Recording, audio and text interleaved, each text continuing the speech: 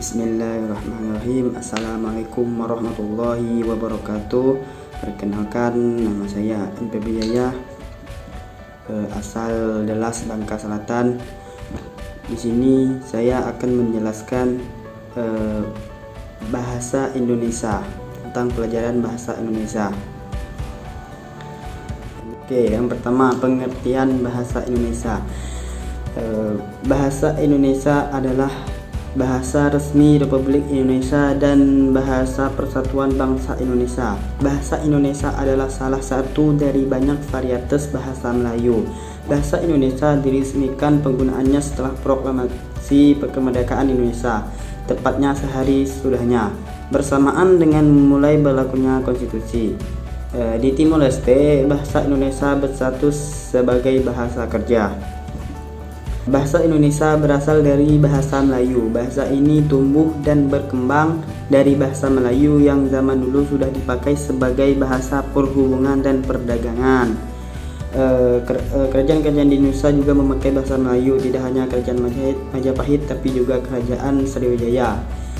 Dan penamaan bahasa Indonesia diawali sejak dicanangkannya Sumpah Pemuda pada 28 Oktober 1928 untuk menghindari kesan imperialisme bahasa.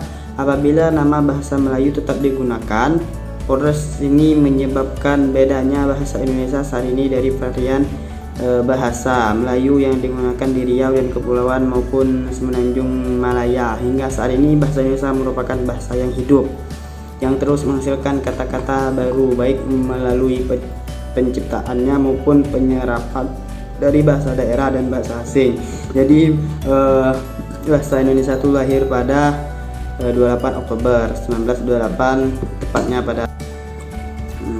Dan sekarang tentang sejarahnya.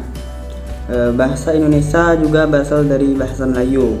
Bahasa ini tumbuh dan berkembang dari bahasa Melayu yang zaman dulu sudah dipakai sebagai bahasa perhubungan dan perdagangan. Kerajaan-kerajaan di Indonesia juga memakai bahasa Melayu. Tidak hanya kerajaan Majapahit tapi juga Kerajaan Sriwijaya juga memakai bahasa Melayu. Bahasa Indonesia lahir pada 28 Oktober 1928, tepatnya pada hari Sumpah Pemuda. Pada saat itu para pemuda di pelosok Nusantara sedang berkumpul dalam rapat pemuda. Dalam rapat tersebut menghasilkan 3 ikrar yang diberi nama Sumpah Pemuda. 3 ikrar tersebut yakni bertumpah darah yang satu, tanah Indonesia berbangsa yang satu, bangsa Indonesia menjunjung bahasa persatuan bahasa Indonesia. Oke, sekarang saya akan menjelaskan tentang kedudukan dan fungsinya. Kedudukan bahasa Indonesia itu sebagai bahasa Indonesia nasional, dan fungsi bahasa Indonesia adalah sebagai lambang pembanggaan kebangsaan, identitas nasional, alat perhubungan antar warga, antar daerah dan antar budaya, serta alat pemersatu suku, budaya dan bahasa di Nusantara. Dan masih banyak lagi fungsi-fungsinya.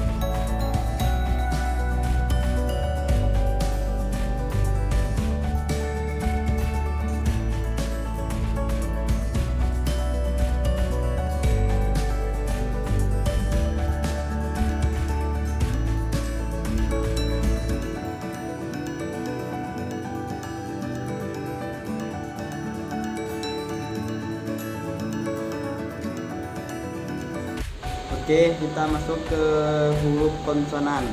Huruf konsonan bisa juga disebut huruf mati.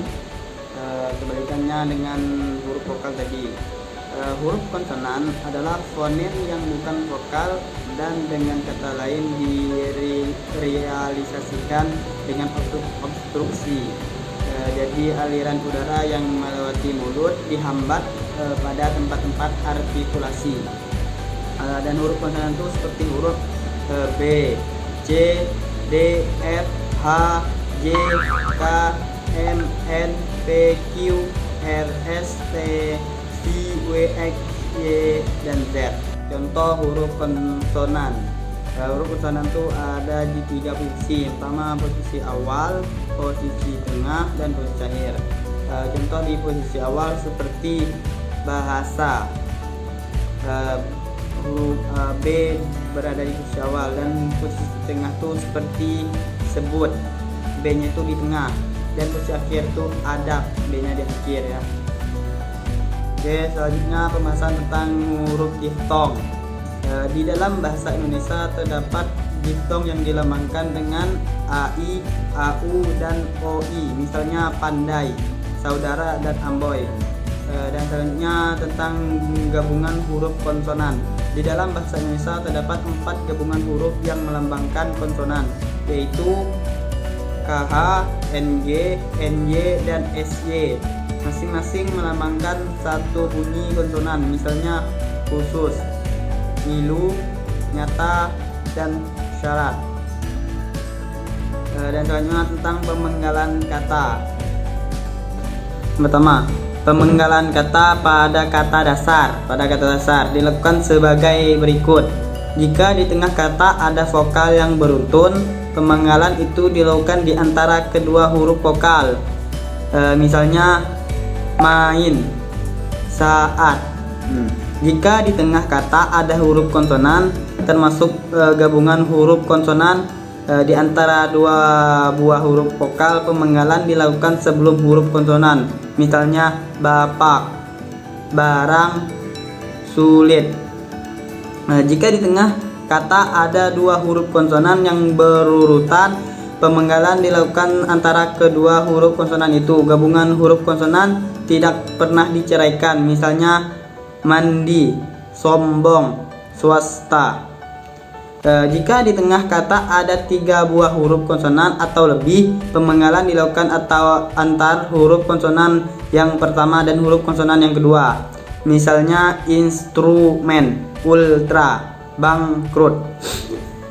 Yang kedua, imbuhan akhiran dan imbuhan awalan. Termasuk awalan yang mengalami perubahan bentuk serta partikel yang biasanya ditulis serangkai dengan kata dasarnya dapat dipenggal pada pergantian baris. Misalnya makan, makanan, merasakan, membantu. Dan yang ketiga, jika suatu kata terdiri atas lebih dari satu unsur dan salah satu unsur itu dapat bergabung dengan unsur lain, pemenggalan dapat dilakukan di antara unsur-unsur itu atau pada unsur gabungan itu sesuai dengan kaidah. Kaidah 1A, 1B, 1C, dan 1D di atas. Misalnya fotografi, itu jadi foto GRAV, kilometer, jadi kilometer. Oke, sekarang saya akan menjelaskan tentang pemakaian tanda baca. Ada beberapa jenis. Yang pertama tanda titik, 2 tanda koma, 3 tanda titik koma, 4 tanda titik 2, 5 tanda hubung, 6 tanda pisah, 7 tanda tanya, 8 tanda seru, 9 tanda elipsis, yang ke-10 tanda petik, yang ke-11 tanda petik tunggal, yang ke-12 tanda kurung, yang ke-13 tanda huruf siku, yang ke-14 tanda garis miring, yang ke-15 tanda penyingkat. Oke, mungkin cuma sampai sini karena keterbatasan waktu dalam mengedit video. Kalau ada kata-kata yang salah, saya mohon maaf. Kepada Tuhan saya minta ampun sebesar-besarnya. karena manusia tidak luput dari kesalahan dan lupa. Al-insanu makanu khata'un nisyan. Dan ada juga kesalahan teknis dalam mengedit video, jadi tidak bisa saya lanjutkan. Mungkin akan saya lanjutkan di video selanjutnya. Ya, mungkin hanya ini yang bisa saya sampaikan dalam pembahasan kali ini. Dan saya akhiri, wassalamualaikum warahmatullahi wabarakatuh.